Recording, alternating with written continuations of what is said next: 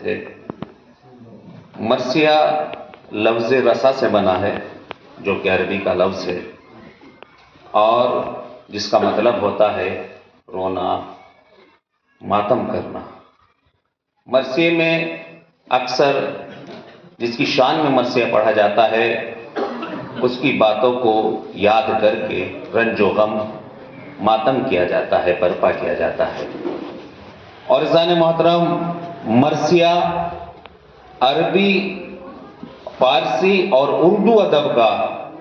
وہ سرمایہ ہے کہ جو صرف اور صرف مجلس امام حسین سے زندہ ہے۔ اس لیے کہ اگر آپ اردو ادب کی بات کریں، جو بڑے بڑے ایگزام دیتے ہیں اردو کے، وہ چاہے ایم اے ہو یا دوسرے ادب کے امتحان ہو، سب مرثیے کا ذکر اس میں ہوتا ہے، کیونکہ یہ اردو ادب کا سرمایہ ہے۔ جیسے نظم ہوتی ہے، جیسے غزل ہوتی ہے، جیسے قصیدہ ہوتا ہے۔ اور اگر یہ مجلس امام حسین نہ ہو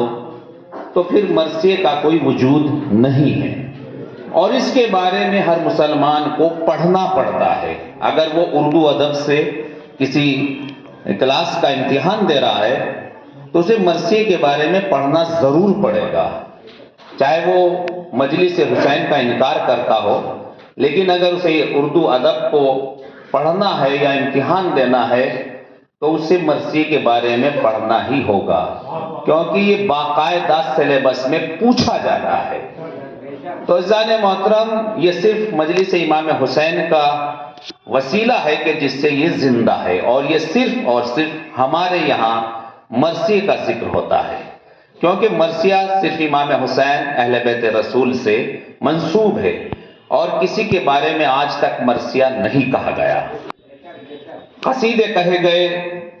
سلام کہے گئے، لیکن مرثیہ صرف امام حسین کی شان میں کہا گیا، اور جس کے خالق میر دبیر میر انیس رہے ہیں۔ اور عزیزان محترم، آج کل جو ماحول ہو رہا ہے اکثر کہ مرثیہ خوان حضرات کو وہ توجہ نہیں ملتی جو ملنی چاہیے، جبکہ پوری مجلس کا گراؤنڈ جو تیار کرتے ہیں وہ سوز خوان، مرثیہ خوان حضرات کرتے ہیں۔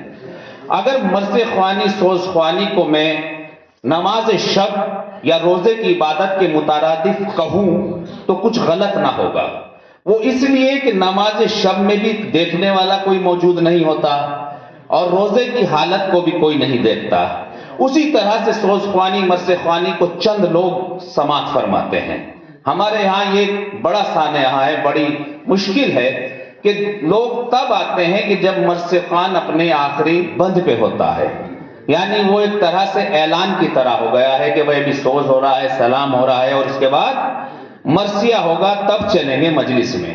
لیکن عزیزان محترم، مرثیہ خوان حضرات کو دل چھوٹا کرنے کی کوئی ضرورت نہیں ہے، اس لیے کہ فرش عزا پر فاطمہ زہرا کی روحانی موجودگی ان کے مرتبے کو بڑھا دیتی ہے۔ اب چاہے سننے والے سامعین ہو یا نہ ہو، لیکن اگر فاطمہ زہرا کی روحانی موجودگی پر عقیدہ ہے تو پھر سوز خوان اور مرثیہ خوان کو دل چھوٹا نہیں کرنا چاہیے، کیونکہ جس کو سننے والی فاطمہ ہو پھر فرق نہیں پڑتا کہ کوئی اور ہو یا نہ ہو۔ ایک صلوات پڑھے بآواز بلند۔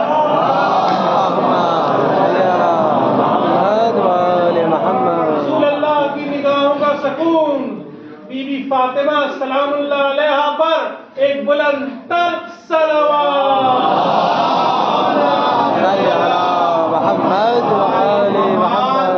قبلہ یعقوب صاحب تشریف لا چکے ہیں اور کافی لمبا طویل سفر کر کے آئے ہیں، اور ابھی کچھ دن پہلے 28 دسمبر کو یہ اپنے بڑے پروگرام میں بہت ہی مشغول تھے۔ صلوات پڑھیں۔ میڈیا کے ذریعے ہم تک یہ خبر پہنچ رہی تھی، کیونکہ صحافت سے بھی میرا تعلق رہا ہے، اور میں دلی میں فرد بھائی جو ہمارے مرحوم اس دنیا سے جا چکے ہیں ان کے ساتھ میں اکثر رہا ہوں۔ 3-4 سال کا سفر ان کے ساتھ رہا، ہم سب ایک ہی مکان میں رہتے تھے، سمر بھائی، شہزاد بھائی جو کہ دبئی میں موجود ہے، انہی کے ذریعے مجھے فرحت بھائی کے انتقال کی خبر پہنچی، اور قبلہ کا وہ ہمیشہ ذکر کرتے تھے،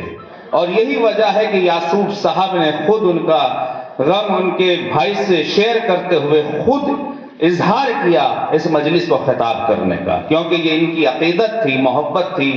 فرحت بھائی سے۔ اور چونکہ میں وہاں بہت سے چینلوں میں کام کرتا تھا تو فرحت بھائی ہی بہت ساری خبریں یعصوب شیعہ پرسنل لا بورڈ کے حوالے سے مجھے بتاتے تھے۔ پھر میں قبلہ اطہر صاحب کا، مرحوم کا، خطیب اکبر کا فوٹو ٹی وی پر لگا کر خبر چلاتا تھا باقاعدہ، کیونکہ یہ میرا فریضہ تھا۔ اس لیے کہ جب شیعہ پرسنل لا بورڈ بنا تو سوال پیدا ہوئے کہ کیا ضرورت ہے جب مسلم پرسنل لا بورڈ موجود ہے، لیکن عزیزان محترم، شیعہ پرسنل لا بورڈ کی اسی طرح سے ضرورت ہے کہ جیسے حسین کا ذکر کرنے کے لیے عزاداری کی ضرورت ہے، اس لیے کہ آوازوں کو دبایا جاتا ہے۔ مسلم پرسنل لا بورڈ میں ہم دیکھتے تھے کہ باقی عقیدے کے لوگوں کے رہنما وہاں موجود رہتے تھے، وہ شافعی ہو، مالکی ہو، حنفی ہو، حنبلی ہو، لیکن فقہ جعفریہ سے کوئی عالم یہاں تک کہ حج تک نہیں بھیجا جاتا تھا۔ لیکن یہ خدا خطیب اکبر مرزا اطہر مرحوم صاحب کو بڑا سا بڑا مقام جنت میں عطا کرے کہ جن کے وسیلے سے آج ہماری پہچان ہے شیعہ پرسنل لا بورڈ کے ذریعے۔ اس لیے میں نے اپنی ذمہ داری سمجھتے ہوئے، شاید قبلہ تک میری بات نہیں پہنچتی ہوگی، لیکن میرا فریضہ یہ تھا، جو فرحت بھائی کے ذریعے مجھے خبریں ملتی تھی کہ شیعہ پرسنل لا بورڈ میں یہ ہو رہا ہے، یہ ہو رہا ہے، میں باقاعدہ اپنی ذمہ داری نبھاتے ہوئے دلی میں جہاں تک جن چینلوں تک میرا تعلق تھا میں اس خبر کو پہنچاتا رہا، اور انشاءاللہ اب بھی میرا صحافت سے بھی تعلق ہے تو میں پہنچاتا رہتا ہوں، اور خطابت سے بھی میرا تعلق ہے تو میں جہاں تک ہو سکے خود کوشش کرتا ہوں کہ میں اپنی ذمہ داری نبھاؤں۔ تو میں مرثیے کا ذکر کر رہا تھا اور زیادہ وقت میں لوں گا نہیں، اس لیے کہ ایک پوائنٹ پر بات کرتے ہوئے ہم اپنی بات تمام کر دوں گا، اس لیے کہ یہ نظامت کیا پیشوانی سمجھ لیجئے، اور میرا یہ رہا ہے کہ میں شاعری سے ہی نظامت یا پیشوانی نہیں کرتا بلکہ جملوں کے ذریعے بھی، کیونکہ اب نثر کا سلسلہ شروع ہو رہا ہے تو اس کے حوالے سے بات کرتا ہوں۔ تو عزیزان محترم، میں ذکر کر رہا تھا مرثیے کا، اور اب میں ذکر کر رہا ہوں کہ جو ہمارے مرحوم اس دنیا سے گئے ہیں وہ صرف اس وجہ سے